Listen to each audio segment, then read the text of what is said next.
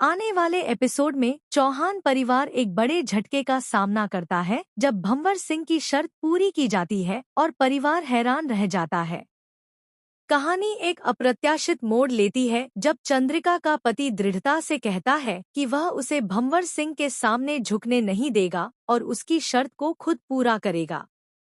लेकिन चंद्रिका यह कहकर उसे रोकती है कि चाहे वह झुके या उसका पति, दोनों ही स्थितियों में उसका सम्मान खो जाएगा। वह अपने पति से कहती है कि इस परिस्थिति को वह अपने तरीके से संभालना चाहती है। पति चुप हो जाता है और चंद्रिका अपने फैसले पर अडिग रहती है।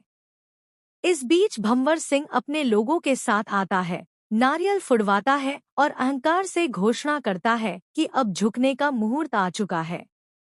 उसके गुंडे मोबाइल निकालकर इस पल को रिकॉर्ड करने की तैयारी करने लगते हैं ताकि पूरे समाज के सामने चौहान परिवार को नीचा दिखाया जा सके।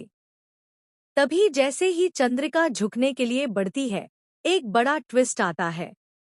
वसुधा अचानक वहां पहुंच जाती है और चंद्रिका को झुकने से रोक देती है।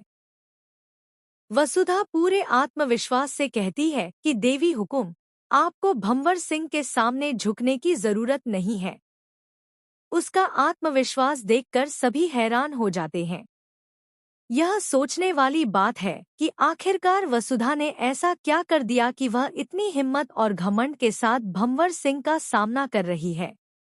ऐसा लग रहा है कि वसुधा शायद अदिति को लेकर वापस लौट आई है और अब उसके पास कोई बड़ा सबूत या ताकत है जो उसे भंवर सिंह के सामने मजबूती से खड़ा होने का साहस दे रही है। वसुधा का यह कदम चौहान परिवार के लिए उम्मीद की नई किरण लेकर आता है और भंवर सिंह के घमंड को चुनौती देता है। परिवार के सदस्य वसुधा की इस बहादुरी से स्तब्ध रह जाते हैं और माहौल एकदम बदल जाता है। भंवर सिंह के गुंडे जो वीडियो रिकॉर्ड करने की तैयारी कर रहे थे, उनके चेहरों पर भी उलझन और गुस्से की लकीरें उभर आती हैं, क्योंकि उनकी चाल अचानक असफल हो जाती है। अब सवाल यह उठता है कि वसुधा ने कौन सा बड़ा कदम उठाया है जिसकी वजह से वह पूरे आत्मविश्वास से कह पा रही है कि देवी हुकुम को झुकना नहीं पड़ेगा।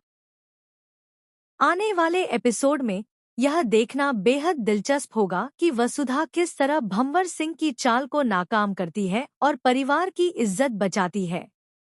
कहानी अब और भी रोमांचक मोड़ लेने वाली है और दर्शकों को अगले एपिसोड का बेसब्री से इंतजार रहेगा।